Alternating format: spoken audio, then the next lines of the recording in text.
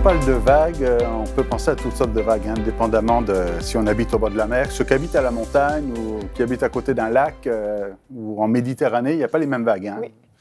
Et il y a vagues et vagues. Il y a des petites vagues et il y a des grosses vagues. Puis ceux qui pensent avoir vu une grosse vague, ben, il y en a encore des plus grosses. Et des encore plus grosses, sans aller forcément jusqu'au tsunami, mais quand même. L'idée, c'est de dire que l'épreuve, c'est comme une vague. Vous savez, des fois, on apprend qu'on a perdu son travail. On apprend qu'il y a la maladie. Des fois, ça peut être le cancer, puis ça, c'est toute une vague. On apprend un deuil, il y a eu un accident, il y a quelqu'un qui est décédé. Et qu'est-ce qu'on fait devant cette vague? Alors, je sais que quand l'épreuve arrive, on a toutes sortes de questions, et peut-être que certains vivent ça actuellement et se posent toutes sortes de questions. Mais pourquoi? Qu'est-ce qui se passe? D'où elle vient? La question pour aujourd'hui, ce n'est pas de dire d'où vient la vague. C'est de dire attention à ce que la vague ne te submerge pas, mais passe par-dessus ou surfe sur la vague et que cette vague puisse t'amener quelque part plutôt que de t'amener dans le fond et de te noyer. L'épreuve est quelque chose qui fait partie de la vie. Dans le psaume 23, un psaume qu'on aime bien, on dit que l'Éternel est notre berger, il nous conduit dans de verts pâturages, on aime ça. Auprès des eaux paisibles, on aime ça.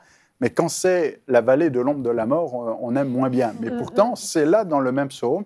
Et quand on passe par la vallée de l'ombre de la mort, il dit « Je ne crains aucun mal car tu es avec moi ». Et dans cette même idée, je vais tout de suite avec l'apôtre Pierre, 1 Pierre, chapitre 1er, verset 6. Il dit « C'est là ce qui fait votre joie, quoique maintenant, puisqu'il le faut, vous soyez attristés pour un peu de temps par diverses épreuves ». Puis il continue en disant que l'épreuve a une utilité pour que votre foi, plus précieuse que l'or. Mais il dit puisque maintenant, puisqu'il le faut, vous soyez attristés. Moi, je me suis toujours posé la question, mais pourquoi est-ce qu'il le faut?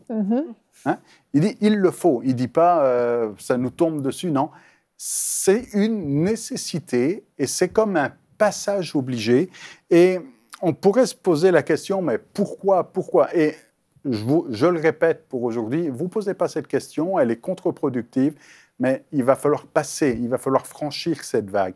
À un moment donné, l'apôtre Pierre a posé la même question à Jésus. Jésus venait de lui dire qu'il allait passer par un temps de persécution, qu'il allait être martyr et même mourir martyr. Et Pierre répond « Oui, merci Seigneur, hein, je viens d'apprendre la bonne nouvelle que je vais mourir martyr. » Et puis le petit jeune là, et Jésus répond « Que t'importe, toi suis-moi. » Il y a des questions où des fois le Seigneur aimerait nous répondre « Que t'importe, suis-moi. » Un autre moment, les disciples sont avec Jésus puis voient un aveugle. Et là encore, ils posent la question « Mais pourquoi est-ce qu'il est né aveugle ?» Et quand on lit le passage dans Jean chapitre 9, on se rend compte que Jésus va pas vraiment répondre à cette question. Il dit, non, c'est pas, votre théologie est mauvaise, la vague ne vient pas de tel ou tel endroit, mais maintenant, il faut regarder devant. Qu'est-ce qui va se passer? C'est afin que la gloire de Dieu soit manifestée.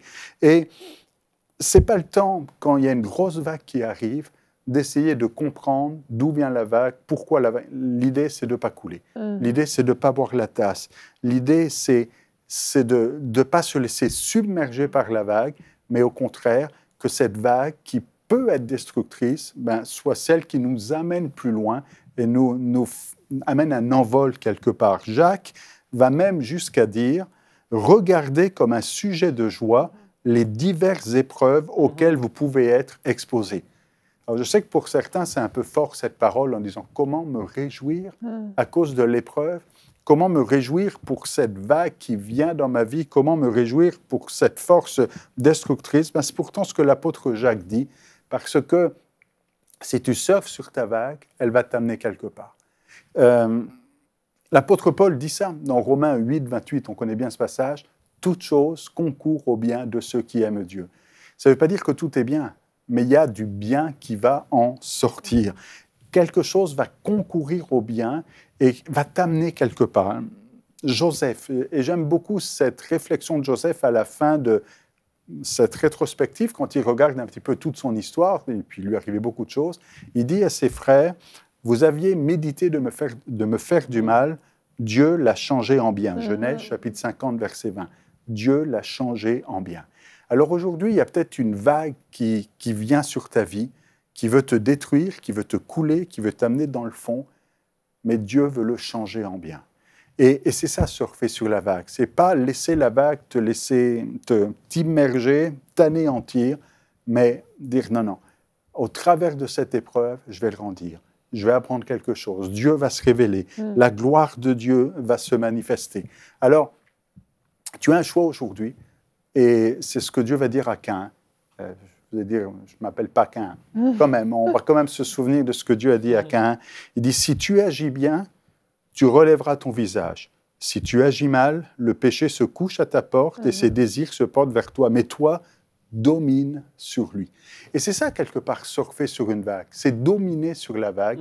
C'est pas laisser la vague avoir le contrôle de notre vie, mais c'est être au-dessus de ce contrôle-là et de renverser un petit peu la force destructrice. Alors, aujourd'hui, oublie toutes les questions que tu te poses et concentre-toi sur une chose. Ne te laisse pas dominer par l'épreuve, mais domine. Sois vainqueur. Il y a quelque chose de bon qui va en ressortir. Retrouvez la suite de ce programme dans l'émission Bonjour chez vous sur EMCI TV.